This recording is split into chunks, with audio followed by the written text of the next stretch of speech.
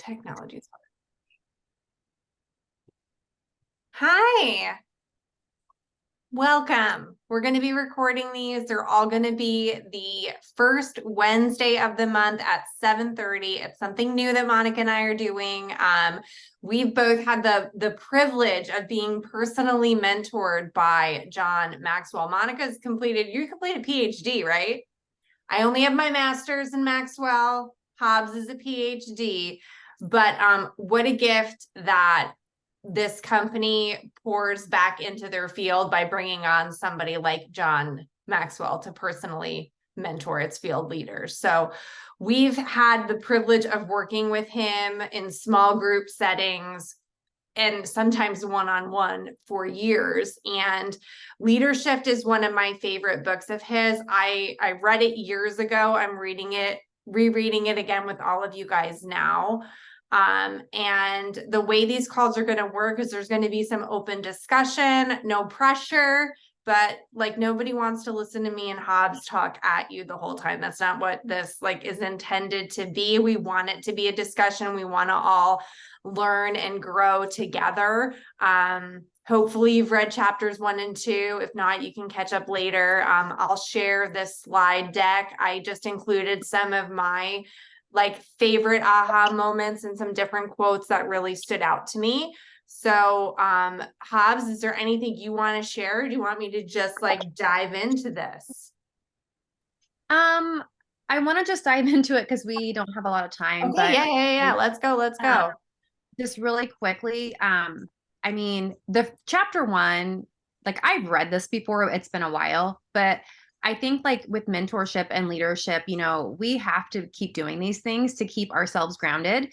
And just going through the basic things with this, for me, it just kind of reset my heart. It reset my purpose and my mission of what I want to be doing.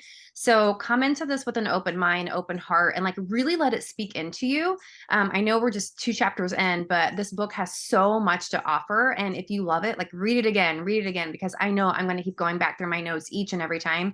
And we have the entire month to share within our own separate chats of our takeaways and to really dive into it a little bit further. Yeah, and just different things that you're working on. And that's why we're taking a whole year to go through it, because it really is that good. And we're going to be focusing on we're going to be focusing on 1 chapter a month moving forward. Hope Molly's okay and behaving. Okay, so these are just a few of the quotes that really stood out to me. I love the way he positions leadership against management, because they are 2 very, very different things.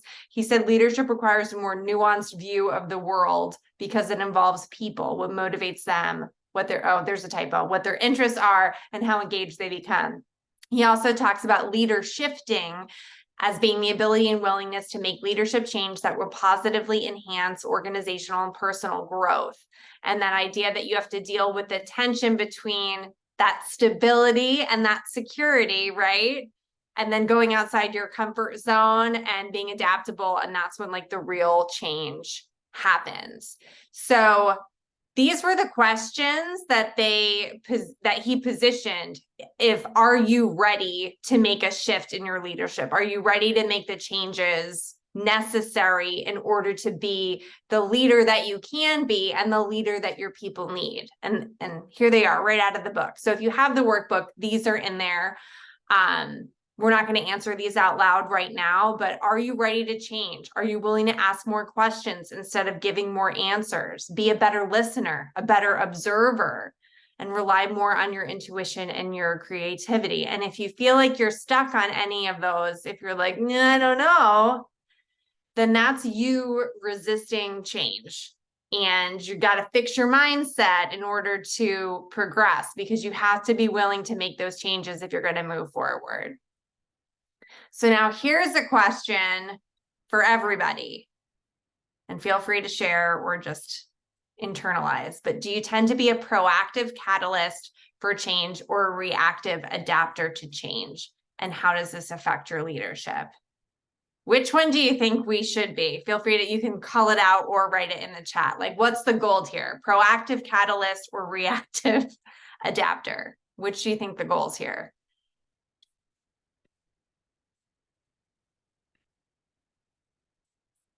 Okay, you guys are quiet, so I'm going to move on, but I'm going to give you guys time to think about that. You better write it in your chats later. Okay. What area of your current leadership are you seeing a need to make a shift? And why do you believe you need to make a change? And how are you hoping that change will help you?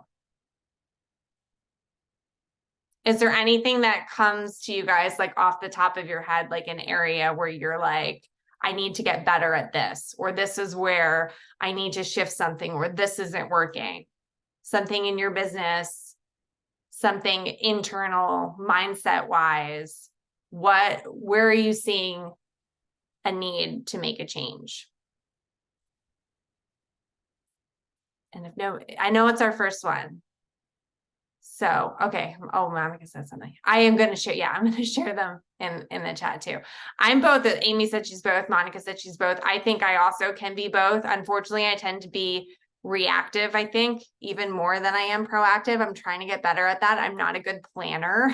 I tend to fly by the seat of my pants. And what happens when you are a pants flyer is that you tend to end up reacting to things because you did not plan.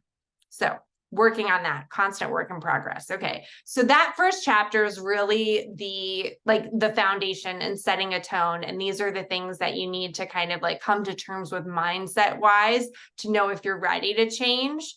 And then chapter 2 is kind of how the chapters are going to progress moving forward throughout the rest of the book and throughout our calls for the rest of the year, and focus on a specific area. So in this case, it's focus. So you're shifting when you become a leader, and he uses the metaphor of from soloist to conductor, right? So you're going from only having to worry about yourself to having to worry about other people.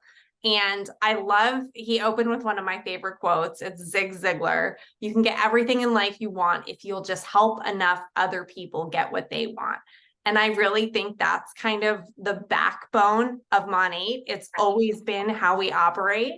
And that idea that if you help enough people become successful, you're going to be successful as a byproduct, not by looking at other people as what can you do for me? And the key to my success. You guys are going to get me to the top, but how can I be of service? How can I help you? And by doing that, by acting from that place, that's how you end up being successful. He talks about cultivating an environment where we put completing one another ahead of competing with one another.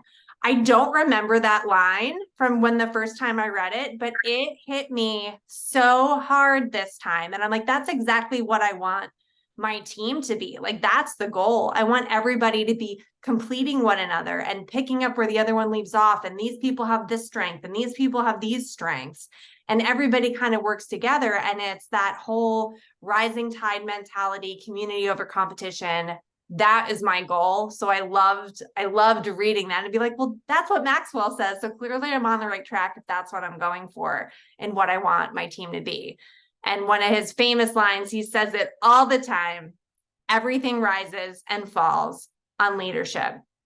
And he talks about shifting your mindset from me to we, because right at first you're only worried about yourself and what you're doing. And now as soon as you sign up that first team member, you shift from me to we. And it really needs to be a focus on adding value every single day, as much as possible, and to give without keeping score. Like, you're not looking for something in return. He says that's how your motive stays pure, is to give without keeping score and welcome any return that you get as an unexpected blessing.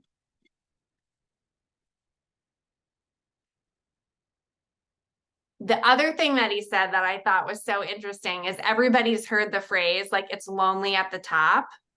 And his take on that is it shouldn't be lonely at the top, because where are all the people that you're supposedly leading? Like, if you're a good leader, you shouldn't be on the top of the mountain alone. Like, you should have been helping people along the way. So if you're at the top of the mountain and you look down and everybody else is still like on a grassy knoll down there somewhere, you're not doing it right. So he said to be ahead, but be close enough to where your people can see you, and to also run alongside, also stand behind and cheer them on. that it's not all about you. It's about helping your people to get where they need to be. Lift your people up, be intentional, honor them in front of others, invite them to help achieve the vision, notice what they do well and compliment them, thank them, and make sure they know they are valued. I think that's the most important things as we're growing our teams, is to make sure that our people feel loved and valued and seen and appreciated, because there's not many places where you get to feel that way. And that's something that we are able to give to people, is feeling like they belong, feeling like they matter, and that we notice when they're doing something good. That helping others is always the right thing to do. I'm trying to keep, okay, doing good on time.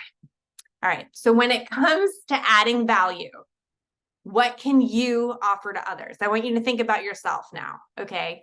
So you as a person, what are your strengths? What are your gifts? How can you add value to others? And I took that question a step further and I divided it into 3 categories just for us in our Mount 8 businesses.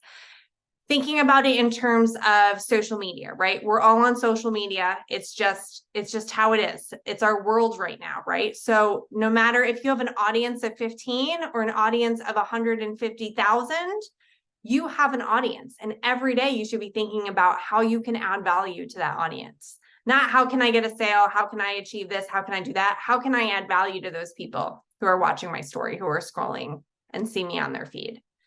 And to have that same mindset when you think about your customers, when you think about your team. What can I do today to add value? And that's one of the things that John says, is when he gets up every morning, that's what he's thinking about, is how we can add value to people. And I think just that little shift as you're planning and making your to-do list for the day, if you're doing it through that lens of how can I add value, that's when things start to change. So other than adding value, what other actions and attitudes actively promote cooperation and collaboration among people working together? This is open group discussion now. If you can unmute and just talk right over me, you can put it in the chat. But other than adding value, what are other things that can promote cooperation and collaboration within your team? I'll give you guys a sec. I can't find my cursor. There it is.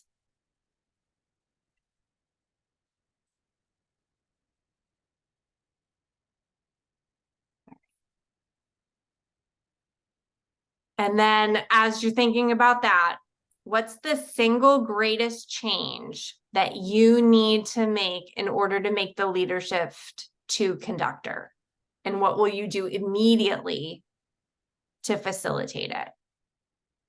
Because if we're all going to be on this journey together over the next year, and we're going to be making all these changes, it's got to be cumulative, and we have to start now. So it's something that you need to decide today, tonight, right now, when we get off this call, or if you're on Monica's team, when you get off the next call, sit down and really think about, okay, what areas do I need to work on? What shifts do I need to make? And specifically when it comes to your focus, where does that need to change, and what can you do differently? What can you do better? And how can you add value to your people so that they always know that you have their best interests at heart, not your best interests at heart? Because I think that's something that can get dicey in this industry, is people start to feel, whether it's true or not, people can start to feel like their upline looks at them as a dollar sign. And that's not how any of us want our teams to feel. We bring people into this business because we genuinely want to help them, and we know what this business can do for them. So we have to be very intentional about making sure that we always keep our focus in the right place, which is on them. Were we supposed to add in if we had something? Was Yes, this group please. discussion? Yeah. So I thought. One of the things I thought about with this is that, a lot of times I feel like as a leader, I give and I give. And when I give, there is kind of an expectation where I feel like, okay, I gave, so there's going to be somebody's going to respond or give back. And What I need to understand is sometimes as a leader, you give and there's nothing that you're going to get back all the time. So that's something that I really struggle with because, as a leader and as doing this for like 8 years, it's like, you give and you sacrifice time, and it doesn't mean that your people don't appreciate it, but you're sometimes not getting getting back what you kind of had hoped. Does that make sense? That's something I Oh, had to, yeah. 100%. Selflessness, I guess. Yeah. Yeah, Yeah. 100%. And my dog Anybody is else?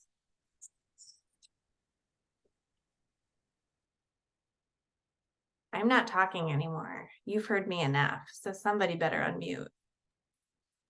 I was trying to leave someone gonna talk. I was trying to leave the floor open. I will talk if no one's talking, but whoever chimed in, you go for it. I was just going to say, I personally feel like I get so much value from everyone else on our team and other sidelines and other teams that I don't think you can say it's strong enough that our company mindset and environment is not like anyone else. I know we can say it and we know it, but it's unless you experience it, if you've been in any other company, you don't. And I feel like I don't give back enough. I try to give back because I feel like I get so much from others. So I feel like I'm always trying to give back to make up for what I get. Love that. What were you gonna say, Mon? There was one slide where it was a few back. I forget what it exactly said, but the first thing that came to my mind was, in shifting to this, the soloist to the conductor, I've loved everything I've read so far, but when he breaks it down to the story of the lady, I can't say her name, the actual the cellist in the book, viewing it as yourself to when you're transitioning into that conductor, like your brain has to shift because it's all about me and what I can do. Who is like, if your customers and things like that are giving to you, what are you giving to them? And then when you're expanding to that team, you have to shift to that because it is new. And you guys have the support, of sidelines and, leaders and mentors and things like that. But then it becomes, okay, what am I worthy enough to be in this position? I think is where I was going with that. Was some people feel like, am I good enough to be a leader? Can people trust me as a leader? And I think that's one of the things that we have to like risk and go into that position and be welcoming in it. And there's a part in the book where it says, you have to know who you want to be on your team. Who do you want to be when you wake up? Who do you want to be that next day? And when you can put out those vibes of what you're looking for, those are eventually, that's what's going to come to you. So whatever you're putting out, you're looking for ambitious people, you're looking for, things like that. And if you're not putting out those types of vibes, you're not going to get that into return. So what kind of team do you want to have? What kind of leader do you want to be? And those are the things I think that I have to shift to, because my mind is, I want to help everybody. Who doesn't want to help everybody? But there are some people that join you that A, just aren't going to do anything. B, will never get to that mindset of that they are, like, I guess, worthy enough to be something. But I can only really help the people that want to be helped. We know that we can't do this for them, and shifting it into that together as a team and as sidelines, as we, continue throughout this, entire book, is going to be, I think, changing for me, because my mindset is ready to shift. Like, I feel like this last year has just been really off for me, and just diving back into this. And really, that's why I said on the beginning of the call, be open to this and allow what's speaking to you when you're reading this and doing the work, allow it to happen. And don't put that guard up because sometimes we put that guard up because we're afraid of what's going to happen. Be open to this and see what will come to you. And don't be afraid to talk on these calls. And I'm hoping that as we do these and as we like engage in our chats, that you'll feel more comfortable. But this is a safe place. Like, don't be afraid you're going to say something stupid, or if you've got a concern about this, or like you're worried about this, or you want help in this area.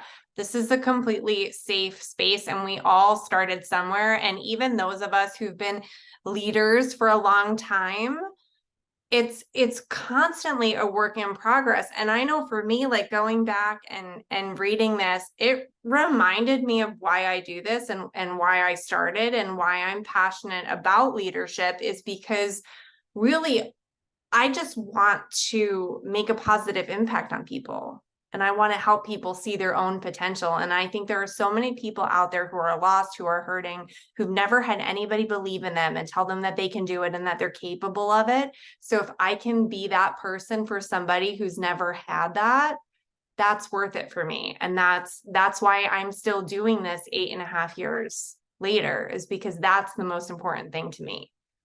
And that idea of like having the right mindset and acting from a place of service and adding value and not expecting anything in return, but just doing it out of love for your people, that really hit home.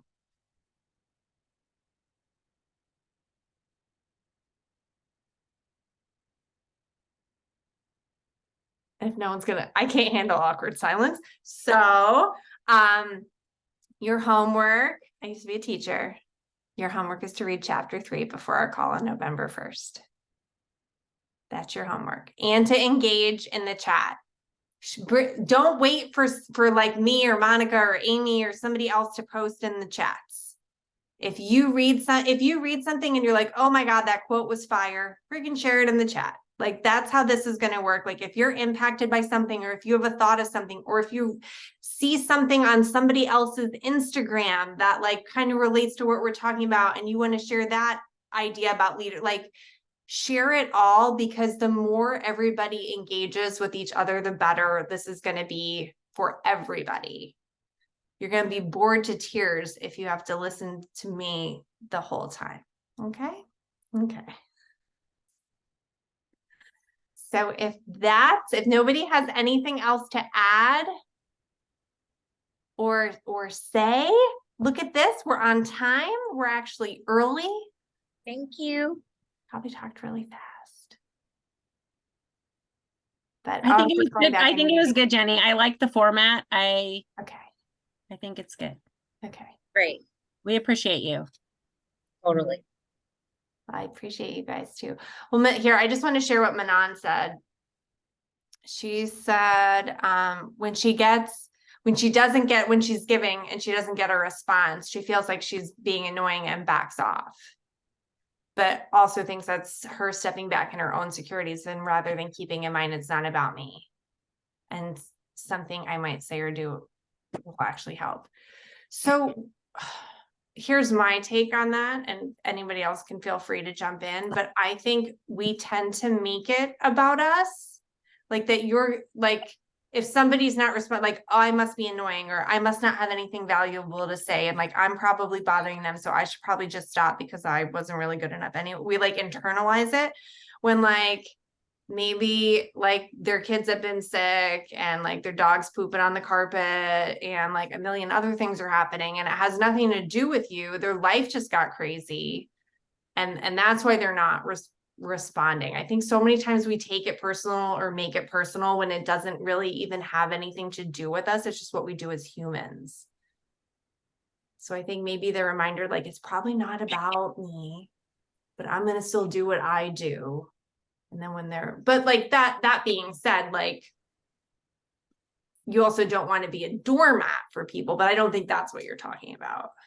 I think one thing that's super important, just because I know I've watched Manon, she's an incredible leader, and I honestly, her team doesn't understand what they have. But one of the things I think that I encourage her with, and I think can encourage many of us, and it encourages me too, is to still show up like the leader that you want to be.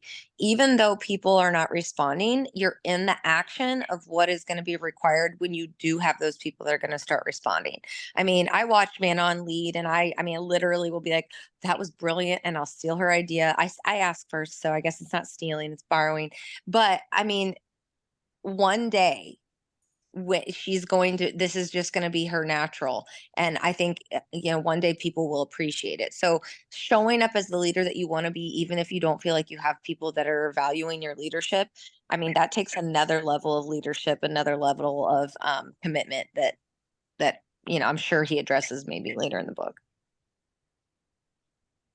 That reminds me, one of I don't know if it's from this book or another book of Maxwell, but it was on one of our calls that we had before. And someone had asked, you know, I do these calls, no one's showing up. I'm just going to quit doing the calls because no one's wanting to be a part of what I have. And he said, well, why would you quit doing those calls? He's like, yeah, you know, you can do the calls, or you can, whatever it is that you're doing that you feel like you're not getting any participation back, still do it for you. Hold yourself accountable, because if anything, even like this, let's say we hosted this and no one showed up, we're still doing the work, we're still learning, we're still leading and growing, and keep showing up and doing what you're doing. And I guess a lot of times it's not your job to, how do I want to say this, but their response shouldn't be a reflection of who you are as a leader and what you want to continue to do. So have the team calendar, have the team calls, and, you know, we know life gets busy and things like that, or maybe no one's responding. Keep doing it for you, because like Amy said, you want to be the leader that you want to be. You want to and show people what they can be as well. And just continue with that. And eventually it's like, if you build it, they will come. But keep not only doing it for them, but for you, ultimately you as well. Yep. Don't break promises to yourself.